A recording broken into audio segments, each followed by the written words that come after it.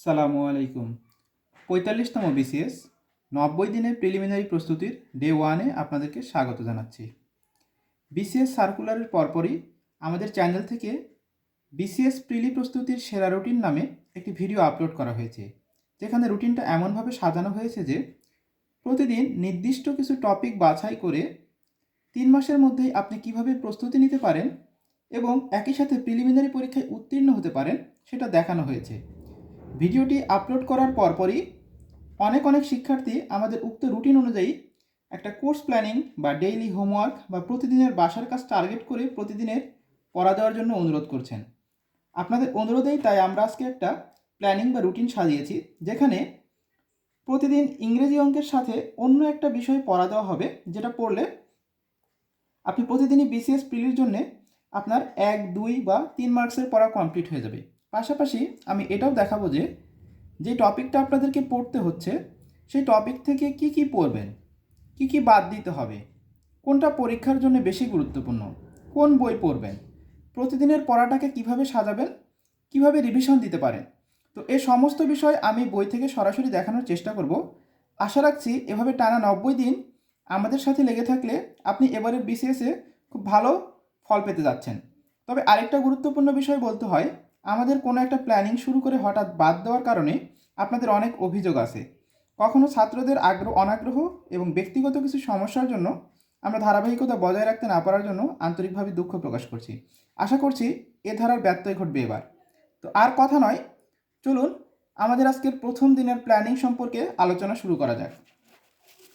আপনারা দেখতে পাচ্ছেন প্রথমে এখানে রয়েছে ইংলিশ। তো ইংলিশের আমরা প্রথম দিন যে অংশটা পড়বো সেটা হচ্ছে কি, ইংলিশের ক্ষেত্রে প্রথম দিন পড়বো হচ্ছে আমরা নাউন।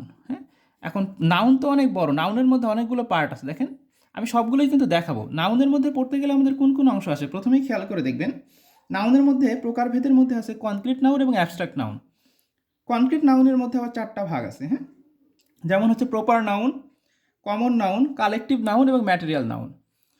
এরপরে পড়তে গেলে আমরা কি পাবো, কাউন্টেবল এবং আনকাউন্টেবল নাউন।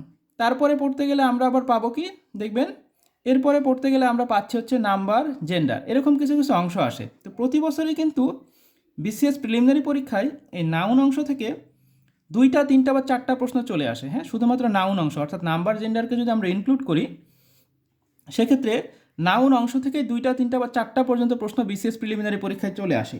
তো আমরা আগামীকাল অর্থাৎ প্রথম দিন, আর যে পড়াটা দেওয়া হচ্ছে প্রতিদিনই আমাদের ভিডিওটা আপলোড করা হবে সন্ধ্যা 7টায়। আপনারা পরদিনের মধ্যে পুরো পড়াটাকে কমপ্লিট করে ফেলবেন। এখন দেখেন এই নাউনের মধ্যে প্রথম দিন আমরা যেটা পড়বো সেটা হচ্ছে প্রথম যে ভাগটার কথা বললাম। সেখানে কী ছিল, একটা হচ্ছে কনক্রিট নাউন, একটা হচ্ছে কনক্রিট নাউন, আরেকটা হচ্ছে অ্যাবস্ট্রাক্ট নাউন। এখন কনক্রিটের মধ্যে 4টা ভাগ আছে আপনারা জানেন, যেগুলো আমি বললাম যে কী আছে। একটা হচ্ছে proper noun, common noun, collective noun এবং হচ্ছে ম্যাটেরিয়াল নাউন। তাহলে প্রথম দিনের বাসার কাজ হিসেবে বা ডে ওয়ানের ইংলিশ পড়ার হিসেবে আমরা কি পড়বো, নাউনের যে বিশেষ করে 5টা পার্ট আছে সেই 5টা পার্ট আমরা পড়ার চেষ্টা করব। এখন আমি বই থেকে আপনাদের দেখানোর চেষ্টা করছি যে এইখান থেকে আপনারা মূলত পরীক্ষার জন্য কিভাবে পড়তে পারেন, কোন অংশগুলোকে বেশি গুরুত্ব দিতে পারেন। দেখেন আমি এখানে একটা বই থেকে দেখাচ্ছি, তো আপনারা কিন্তু যে কোনো বই থেকে পড়তে পারেন। যেমন আমি একটা বই থেকে দেখাচ্ছি আর কি। আপনারা যে কোনো বই থেকে পড়তে পারেন, সমস্যা নেই। প্রথমে পড়তে গেলে দেখেন পার্টস অফ স্পিচের অংশ। তো এখান থেকে দেখেন এই যে নাউনের অংশটা, এই যে নাউন অংশটা। তো নাউন পড়তে গেলে প্রথমে দেখেন এই যে kinds of noun. Kinds of নাউনের মধ্যে concrete noun, abstract noun. Concrete নাউনের আবার 4টা ভাগ দেখতে পাচ্ছেন, প্রপার, কমন, কালেকটিভ, ম্যাটেরিয়াল, তারপরে অ্যাবস্ট্রাক্ট নাউন। তো আমরা একটা অধ্যায়কে দেখেন কী পড়তে পারি। দেখেন আপনি প্রত্যেকটা এইখানে একটা অংশ দেখাচ্ছি। দেখেন এই যে একটা ছকের মধ্যে প্রপার নাউনের কিছু নাম দেওয়া আছে, তারপরে কিছু এই যে দেখেন ক্যাপিটাল লেটার সূচিত এরকম কিছু লেখা আছে। তারপরে দেখেন তারপরে কিছু এমসিকিউ দেওয়া আছে। এরপরে এখানে এসে অনুরূপভাবে কমন নাউন, খেয়াল করে দেখেন কমন নাউনের বেশ কিছু উদাহরণ দেওয়া আছে। দেখেন এই পাশে ম্যান, তারপরে হচ্ছে বুক, স্টুডেন্ট, টিচার, ডক্টর, তারপরে pencil, pen, candle, cow, sheep. বিশেষ করে এই যে উদাহরণগুলো যে কোনো বইয়ের মধ্যে, কমন নাউন বলেন, প্রপার নাউন বলেন, কালেকটিভ নাউন বলেন, এইভাবে যে উদাহরণগুলো দেওয়া আছে সেই উদাহরণগুলো খুব ভালো করে পড়ে ফেলবেন। পরীক্ষায় কিন্তু এই উদাহরণগুলো থেকে সরাসরি এই উদাহরণগুলো থেকে পরীক্ষায় প্রশ্ন আসে। আরেকটা বিষয় অবশ্যই বলতে হয়, সেটা হচ্ছে দেখেন উদাহরণের নিচে কিন্তু বেশ কিছু এমসিকিউ আছে। বিসিএস প্রিলিমিনারি পরীক্ষায় ইদানিং লক্ষ্য করা যাচ্ছে যে এই যে একটা বইয়ের শেষে যে এমসিকিউগুলো আছে সেগুলো কিন্তু কি এমসিকিউ বিগত কোনো না কোনো চাকরির পরীক্ষায় আসা, বিশ্ববিদ্যালয়ে আসা প্রশ্ন হতে পারে, বিসিএস আসা প্রশ্ন হতে পারে, অর্থাৎ বিভিন্ন চাকরির যে অংশগুলো আছে সেগুলোতে যে পরীক্ষায় প্রশ্নগুলো এসেছে সেইগুলো থেকে কিন্তু প্রশ্ন প্রচুর রিপিট করা হচ্ছে। আপনারা যদি খেয়াল করেন 44তম বিসিএসে ইংরেজি গ্রামার এবং ইংরেজি সাহিত্য মিলে যে প্রশ্ন করা হয়েছিল সেখানে কিন্তু 27টি বা 28টি প্রশ্ন, 35টির মধ্যে 27টি বা 28টি প্রশ্ন সরাসরি রিপিটেড প্রশ্ন। তার মানে অবশ্যই এই অংশগুলো আমাদেরকে ভালোভাবে পড়তে হবে। হ্যাঁ, তার মানে আমরা অন্য কিছু যাই পড়ি না কেন রিপিটেড প্রশ্নগুলো আমাদের একেবারে আয়ত্তে রাখতে হবে। তো দেখেন আমরা কি বলছিলাম, নাউন থেকে এইভাবে যখনই যে অংশটা আসবে, কমন নাউন, প্রপার নাউন, যে অংশগুলো আসবে আপনারা প্রত্যেকটার ক্ষেত্রে কিছু ছক দেখতে পাবেন এরকম, হ্যাঁ, কিছু উদাহরণ দেখতে পাবেন। এই যে দেখেন প্লুরাল কমন নাউন, হ্যাঁ, তারপরে হচ্ছে আমরা দেখাই এই যে কালেকটিভ নাউন। খেয়াল করে দেখেন কালেকটিভ নাউনের আপনি এখানে উদাহরণ দেখতে পাচ্ছেন, হ্যাঁ, audience, cattle, crowd, clergy, committee. এই উদাহরণগুলো খুব ভালোভাবে পড়ে ফেলবেন। বিশেষ করে খেয়াল করবেন বিগত বছরের প্রশ্নে কোন উদাহরণগুলো বারবার আসছে বা বিগত বছরের প্রশ্নে একবার হলেও এসেছে। এই উদাহরণগুলো আমাদের কোনোভাবেই ভুলে যাওয়া যাবে না। হ্যাঁ, তারপরে দেখেন আমরা এখানে পড়তে গেলে এরকম আরও বেশ কিছু অংশ পাবো। হ্যাঁ, যেমন এখানে আবার কালেকটিভ নাউনগুলোরই কিছু অংশ দেওয়া আছে। হ্যাঁ, এটা পড়তে পারেন। তারপরে হচ্ছে একটা নাউন থেকে আপনি আরেকটা নাউনে কিভাবে রূপান্তর করতে হয় সেই অংশটা একটু দেখতে পারেন। তারপরে অ্যাবস্ট্রাক্ট নাউন, দেখেন অ্যাবস্ট্রাক্ট নাউনটা কীভাবে পড়বেন। অ্যাবস্ট্রাক্ট নাউনের ক্ষেত্রে খেয়াল করেন এই যে কমন নাউন, ম্যাটেরিয়াল নাউনের পার্থক্য, এটা খুব ভালোভাবে বোঝার একটু চেষ্টা করবেন। অ্যাবস্ট্রাক্ট নাউনের কী কী শেষে থাকলে অ্যাবস্ট্রাক্ট নাউন হয়, আমরা কিন্তু এটা দেখে বুঝতে পারি। এটা দেখে বুঝতে পারি। পাশাপাশি অ্যাবস্ট্রাক্ট নাউনটা কিন্তু এমনিতেও আপনারা যদি প্র্যাকটিস করতে থাকেন, হ্যাঁ, অনুভূতিযোগ্য যে বিষয়গুলো এটা দেখলেই কিন্তু আপনি বুঝতে পারবেন। তারপরে খেয়াল করে দেখেন যে কোনো বইয়ের মধ্যে আমি যে উদাহরণগুলোর কথা বলছিলাম, দেখেন এখানে কিন্তু আবার একত্রে উদাহরণগুলো সব দেওয়া আছে। হ্যাঁ, এই যে proper noun, common noun, collective noun, material noun, abstract noun, আপনি যে কোনো বই থেকে হোক, আপনার কাছে যে বইটা থাকুক না কেন, আপনি সবগুলো উদাহরণ পড়ে ফেলবেন। হ্যাঁ, এইভাবে উদাহরণগুলো পড়ে ফেলবেন এবং বিশেষ করে বিগত সালে আসা এমসিকিউগুলো অবশ্যই ভালোভাবে পড়বেন। তারপরে লাস্টে গিয়ে দেখতে পারেন যে কমন নাউন থেকে কিভাবে আপনি কালেকটিভ নাউন বা কালেকটিভ নাউন থেকে কমন নাউন, প্রপার নাউনে যাওয়া যাচ্ছে সেই অংশটা দেখতে পারেন। অর্থাৎ নাউনের এই অংশটা, যে অংশগুলো বললাম আমরা কনক্রিট, অ্যাবস্ট্রাক্ট নাউনের মধ্যে যা যা আছে সব ভালোভাবে পড়বেন এবং অবশ্যই এমসিকিউগুলো খুব ভালোভাবে পড়বেন। তাহলে আশা করা যায় বিসিএস পিডিতে এই অংশ থেকে আপনি 1 মার্কস বা 2 মার্কস কমন পেয়ে যেতে পারেন। হ্যাঁ, এরপরে আসি হচ্ছে আমরা ম্যাথ। হ্যাঁ, আগামীকাল অর্থাৎ প্রথম দিন ডে 1-এর ম্যাথ হিসেবে আপনারা যে কাজটা করতে পারেন সেটা হচ্ছে বীজগাণিতিক সূত্রাবলী। হ্যাঁ, আপনারা প্রথমে আমরা যেহেতু বীজগণিত দিয়ে শুরু করব, তো বীজগণিত পড়তে গেলে আমরা প্রথমে বীজগণিতের মধ্যে যে সূত্রগুলো আছে আমরা সেই সূত্রগুলো সম্পর্কে একটু জেনে নিব। প্রথম দিনেই আমরা সূত্রগুলো ভালোভাবে আয়ত্তের মধ্যে রাখবো, তারপরে আস্তে আস্তে আমরা অঙ্কের মধ্যে প্রবেশ করব। এখন বীজগাণিতিক সূত্রাবলীর মধ্যে কী কী আছে প্রথমে আপনি দেখবেন উৎপাদকের কিছু আছে, হ্যাঁ, তারপরে হচ্ছে বর্গের কিছু আছে, ঘনের সূত্র আছে, সূচক আছে, লগ আছে, ধারা আছে, সেট আছে, এরকম কিছু কিছু বীজগাণিতিক যে সূত্রগুলো আছে প্রথম দিনের কাজ হিসেবে শুধুমাত্র সূত্রগুলো ভালোভাবে দেখে ফেলবেন। আমরা আগামীকাল থেকে অধ্যায়ভিত্তিক পড়া দেওয়াটা শুরু করব। এরপরে আসি আমরা মেন্টাল অ্যাবিলিটি। হ্যাঁ, প্রথমে আর আমাদের প্রতিদিনের পড়াই কিন্তু ইংলিশ এবং অঙ্ক থাকবেই। হ্যাঁ, প্রত্যেক দিনের পড়া ইংলিশ এবং অঙ্ক থাকবে, পাশাপাশি আমরা অন্য একটা সাবজেক্ট টার্গেট করে করে আগাবো। হ্যাঁ, এখন মেন্টাল অ্যাবিলিটি, প্রথম দিনে মেন্টাল অ্যাবিলিটিতে আপনারা যেটা পড়তে পারেন সেটা হচ্ছে দেখবেন এরকম একটা অধ্যায় আছে, সেটার নাম হচ্ছে কোডিং ডিকোডিং। হ্যাঁ, আমি ডিকোডিং আগে লিখতেছি। হ্যাঁ, কোডিং, কোডিং, তারপরে হচ্ছে ডিকোডিং, এইরকম একটা অধ্যায় আছে। হ্যাঁ, এই অধ্যায়টা পড়বেন। বিসিএস প্রিলিতে প্রায় প্রতি বছরই দেখা যাচ্ছে কোডিং বা ডিকোডিং থেকে একটা দুইটার মতন প্রশ্ন কিন্তু প্রায় প্রতি বছরই আসে। এখন কোডিং ডিকোডিং থেকে কি পড়বেন দেখায়, আমি বই থেকে দেখাচ্ছি।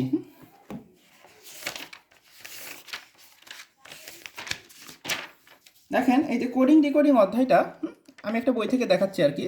তো আপনারা যে কোনো বই থেকে পড়তে পারেন।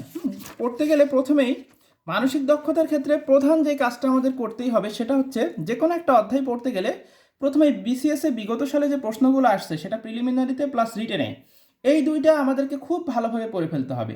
বিসিএসে প্রিলিমিনারিতে আসা প্রিলি বা রিটেনের প্রশ্ন যদি কেউ খুব ভালোভাবে সলভ করতে পারেন, যে কোনো ওভারঅল তো আমরা সলভ করবোই, আর অধ্যায়ভিত্তিক পড়তে গেলেও আমরা, যেমন দেখেন এটা 40তম বিসিএসে আসছে, আমার বইটা একটু পুরাতন, আপনারা নতুন বই থাকলে নতুন থেকেও পড়তে পারেন, তবে টাইপগুলো একই রকম। হ্যাঁ, দেখেন এটা 40তম বিসিএস প্রিলিতে আসছে, তারপরে দেখেন 33তম বিসিএস লিখিত আসছে।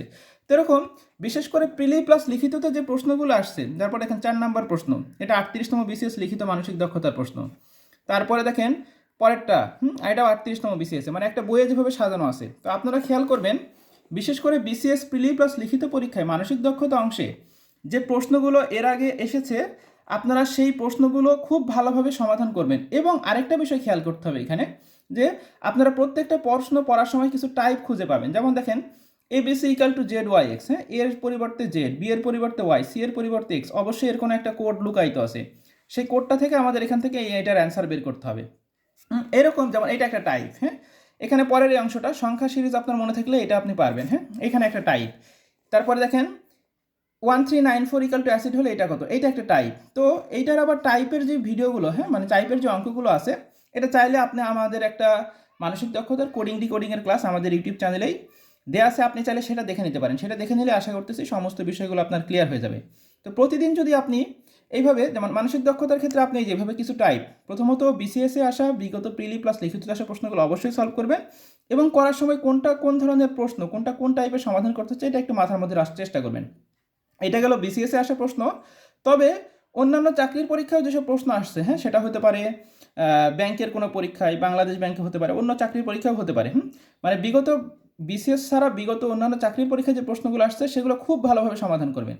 আর পাশাপাশি প্র্যাকটিসের জন্য আপনাদের যার কাছে যেই বই আছে সেই বই থেকে অন্যান্য যে অংশগুলো আছে ডিকোডিং থেকে সেগুলো একটু প্র্যাকটিস করবেন।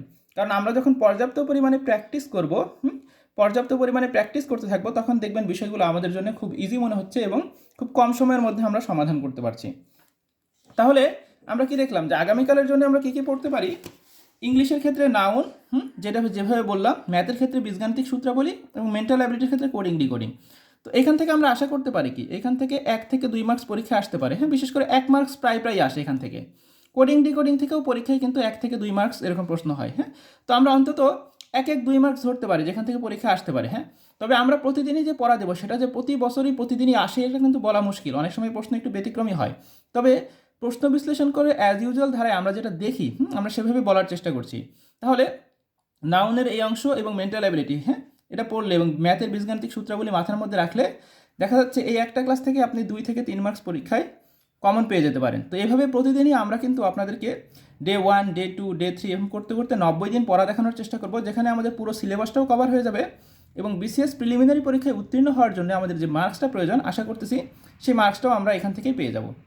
তো সুপ্রিয় শিক্ষার্থী বন্ধুরা, আমাদের আজকের ক্লাসটা এখানেই শেষ। কাইন্ডলি আপনারা একটু কমেন্ট করে জানাবেন যে আমাদের এই প্রোগ্রাম বা এই প্রস্তুতিটা আপনাদের কেমন লেগেছে, বা এটা চলমান থাকলে আপনারা এখান থেকে উপকৃত হওয়ার সম্ভাবনা আছে কিনা, হ্যাঁ, বা আমাদের এই কোর্স প্ল্যানিং সম্পর্কে আপনার মন্তব্যটা একটু কমেন্টের মাধ্যমে জানিয়ে দিতে পারেন।